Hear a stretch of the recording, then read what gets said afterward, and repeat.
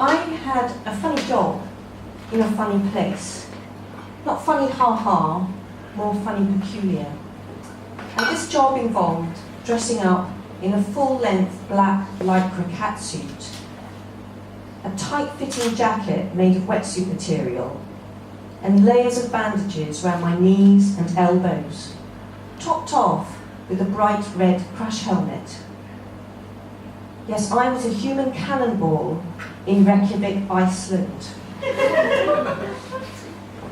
Now, the act had a bit of a narrative that went with it, and it began with me lighting a slow-burning fuse.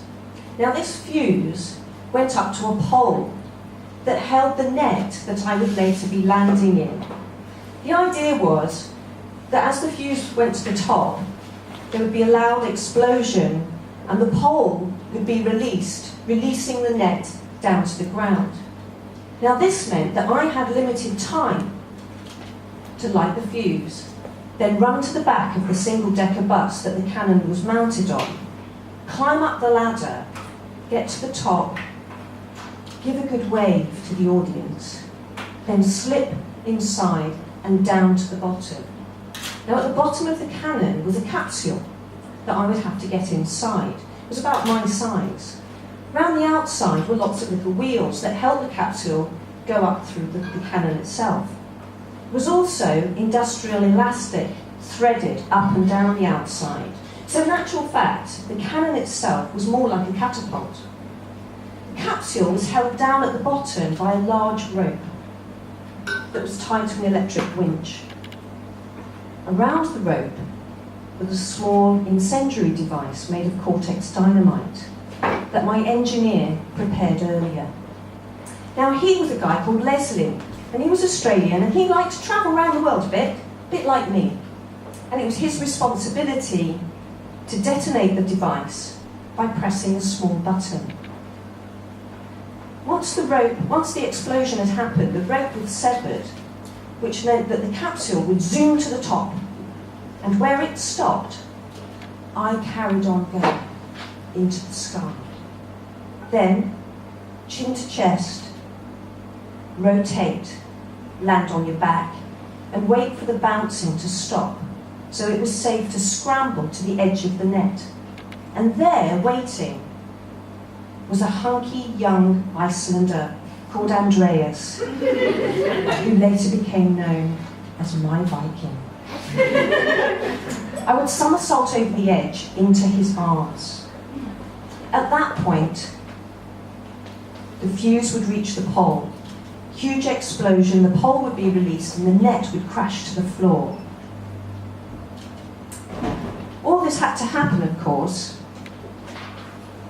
when I was off the net. But of course, this was the circus. It wasn't quite like that. In actual fact, the slow-burning fuse didn't do anything at all, it just burnt out at the top. And it was Leslie who would wait and watch me get off the net and then press a button which would cause the explosion for the net to fall to the ground. One day, I lit the fuse. I ran to the back of the cannon, climbed up the ladder, gave a big wave, slipped inside down to the bottom. I heard Leslie. "Are you ready, Jannita?" "Yes." All of a sudden, there was a huge explosion mixed with a rumbling sound, so much so that I would lose all kinds of sense until I was out into the open air once more. Then chin to chest, rotate, land on my back, wait for the bouncing to stop. Then I crawled to the end of the net, and I was horizontal to the ground, about 15 feet up, and I looked into the eyes of my Viking. And there was an explosion. I fell straight down, face down. All I could think was, "Leslie, what on earth were you doing? How on earth could you press that button? You could have killed me, you could have paralysed me." I grew aware of the silence around me and Andreas's fingers pushing their way underneath my body as he tried to scrape me off the ground. As I felt my bones reconnect, I lifted my chin and gave a little wave. The crowd roared and applauded. And in the corner of my eye, I saw Leslie running towards me.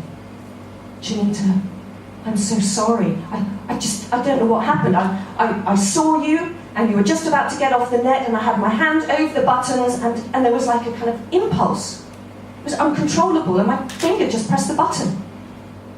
Now I reminded Leslie of the consequences of his action for the next week, by every day showing him the changing colours of the bruise that I had from hip to toe. 1 year later, I visited Leslie in Australia, and he had some friends round for dinner, and he was retelling the story of our exploits in Iceland.